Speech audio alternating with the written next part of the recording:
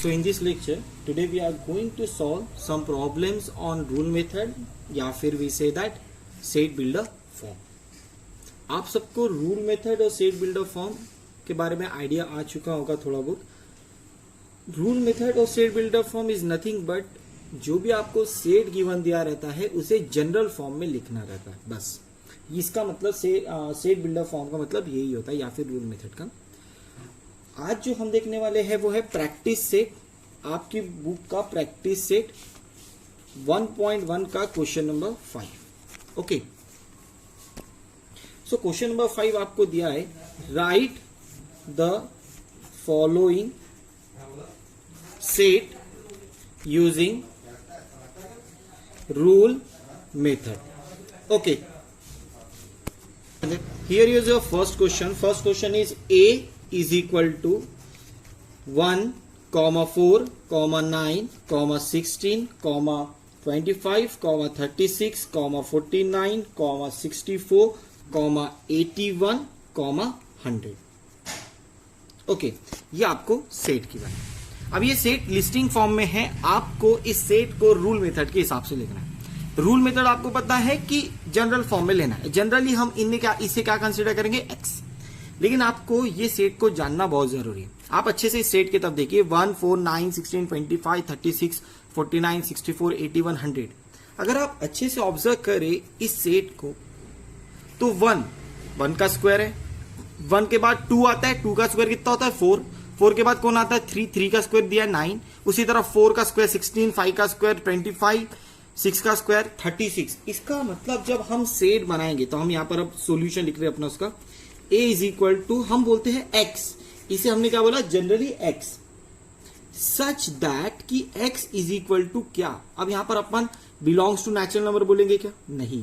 क्यों नहीं बोलेंगे. बिलोंग्स टू होल नंबर बोलेंगे क्या, नहीं. Why, reason is simple. Okay, ये x जो है हम एलिमेंट लेंगे. अब यहां पर x इज इक्वल टू मैंने और एक नाम लिया n का स्क्वायर. अब ध्यान दो, ये जो n मैंने बोला हो ये मेरा होगा वो नंबर जिसका स्क्वायर यहां पर मिलेगा, comma n belongs to natural number बोल रहा हूं. अब देखो सिंपल, यहां पर देखो x इज इक्वल टू मैंने कहा 1, मतलब n की जगह मैंने क्या पुट किया, n की जगह मैंने क्या बोला 1. तो x इज इक्वल टू कितना मिला, 1 स्क्वायर. मुझे पहला एलिमेंट मिला x जनरल फॉर्म में. उसी तरह मैंने अगर n इक्वल 2 पुट किया तो x इज इक्वल टू कितना मिलेगा, 2 स्क्वायर. ठीक है, तो मुझे कितना मिल गया, 4. उसी तरह मैंने अगर n is equal to 3 put किया, ये इक्वेशन है अपने पास, x is equal to n square. तो ये इक्वेशन है, इसीलिए मैंने x बिलोंग्स टू n नहीं बोला, n belongs to capital n. ये जो कैपिटल n है वो किसका सिंबल है, नेचुरल नंबर का. ठीक है, तो x इज इक्वल टू कितना मिलेगा, 3 स्क्वायर 9. सिमिलरली आप n इक्वल 4 पुट करो, सिमिलरली n इक्वल 5 पुट करो, तो आपको ऐसा जनरल फॉर्म मिलता रहेगा. ठीक है, जनरली आपको वैल्यूज मिलती रहेगी. तो हमने इसे किस तरीके से लिखा, x such that x is equal to n square. ये n क्या है, ये एलिमेंट्स है, मतलब n की जगह 1 एक बार पुट करोगे तो 1 मिला. अगर आपने n की जगह 2 पुट किया तो n स्क्वायर की वैल्यू कितनी मिली, 4. अगर आपने 3 पुट किया तो 9. तो आप इस टर्म को इस हिसाब से लिखते, n belongs to natural number. लेकिन मुझे बताइए n का लास्ट वैल्यू कितना है, ये 100 मिल रहा है. तो n आपने कितना पुट किया होगा, देखो x इज इक्वल टू 100 मिल रहा है, तो आपने n इज इक्वल टू कितना पुट किया होगा, 10. क्योंकि आपने नोटेशन कैसा दिया, x is equal to n square जैसा. ठीक है, तो n लेस इक्वल 10. और ये आपका सेट बिल्डर का पहला क्वेश्चन कंप्लीट इस तरीके से. ठीक है, तो आप सिंपल तरीके से आपको एक बार बता रहा हूं, आपने जनरली से डिनोट कैसे किया बेटा, x से, फिर सच दैट का सिंबल दिया, x बिलोंग्स टू. अब हम डायरेक्टली n नहीं लिखेंगे, अब हम x को इस क्वेश्चन के फॉर्मेट के हिसाब से लिखना पड़ेगा. तो मुझे x इक्वल दिया तो मैं क्या लिखूं कि ये मुझे बराबर सीक्वेंस, बराबर ये जो सेट है ये मिले मुझे प्रॉपर. तो मैं जनरली एक n नाम देता हूं. अब मैंने सेट की तरफ ऑब्जर्व किया तो ये हर एक वैल्यूज जो भी गिवन वैल्यूज है ये सारी की सारी स्क्वायर्स गिवन है, मतलब 1 के स्क्वायर 1, 2 का स्क्वायर 4. तो मैंने क्या किया, n x is equal to n square किया. और ये जो n है मैंने n की जगह क्या पुट किया था, 1. n की जगह 2 पुट किया था. तो जब भी कभी कोई भी स्टार्टिंग नंबर अगर 1 से करते हैं तो उसे अपन क्या कहते हैं, नेचुरल नंबर. तो n belongs to capital N. और फाइनल आंसर अपन ने n कितना पुट किया था, 10. तभी तो x की वैल्यू कितनी मिली अपने को, 100 मिली है ना, ये लास्ट 100. तो n लेस इक्वल 10. ठीक है, ये था अपना first question. Now let's see another example. Okay, second question है आपका, b इज इक्वल टू 6, 12, 18, 24, 30, 36, 42, 48। चलो आप इस सेट को अच्छे से ऑब्जर्व करो। अगर आप इस सेट को ऑब्जर्व कर रहे हो तो ये 6 का टेबल है 6 का टेबल। तो इसका मतलब आपने अभी जो लिखा उसी हिसाब से लिखना है। लेकिन अब आप b इज इक्वल टू आप क्या बोलोगे, सबसे पहले आपने जैसे यहाँ पर x लिखा था यहाँ पर आपने x लिखा, सच दैट यहाँ पर आपने x लिखा था यहाँ पर भी आपने x लिखा, इक्वल यहाँ पर अपन ने n स्क्वायर लिखा था। क्या लिखा था? क्यों n स्क्वायर लिखा था? क्योंकि यहाँ पर स्क्वायरिंग था। लेकिन अब ये जो क्वेश्चन है ये किसका टेबल है? 6 का टेबल है, तो मैं n लेता हूं, ठीक है। और कॉमा n बिलोंग्स टू मैं क्या बोल रहा हूँ? Natural number. लेकिन ये जो n है इसके साथ मुझे क्या मल्टीप्लाई करना पड़ेगा बेटा? 6n। क्या करना पड़ेगा? 6n। और यहां पर देखो 6 1 जा 6, 6 2 जा 12, 6 3 जा 18,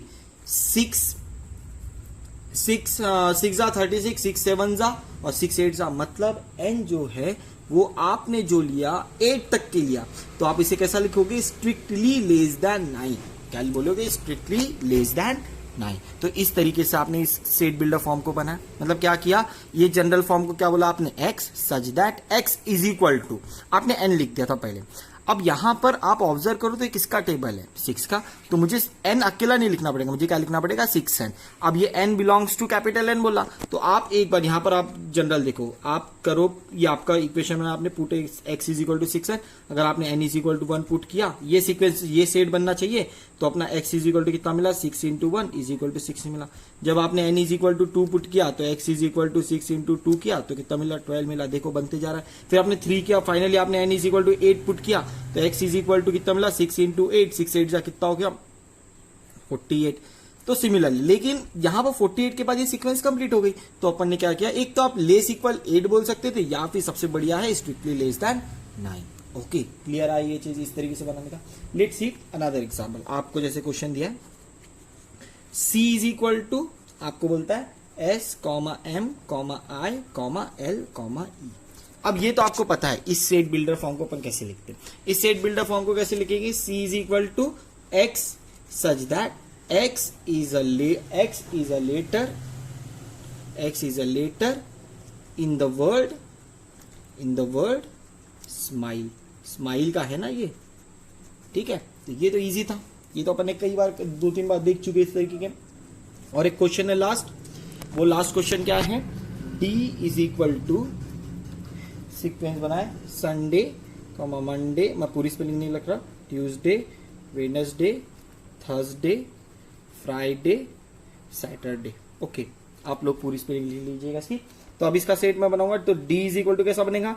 इस जनरल फॉर्म को y दिया मैंने नाम, y इज, और ये जो है मेरा क्या है? Day in a week. तो मैं इसे इस सेट को मैं अगर रूल मेथड के हिसाब से लिख रहा हूं तो मैंने जनरली y बोला, सच दैट का सिंबल दिया, y is a letter, sorry y is a letter नहीं, y is a day, y is a day in a y is a day of the week। इस तरीके से, ठीक है, आपने लिखे, ठीक है। थोड़ी सी मेरे से मिस्टेक हुई थी, y is a day of the week। आया क्लियर? एक लास्ट क्वेश्चन है इसमें 5th, वो शायद अपन एक करे है, उससे आप होमवर्क समझिए अपना। और एंड एक्सरसाइज 1.1 आप पूरी ट्राई कीजिए, एंड वो आप लोगों की एक्सरसाइज 1.1 आज का होमवर्क है। होप आपको आज का जो टॉपिक है वो क्लियर हुआ है। And in next lecture we will going to study types of set which is very important for 9th, for 10th, for 11th, for 12th। Okay, most important topic, that is type of set। Thank you very much for today's lecture।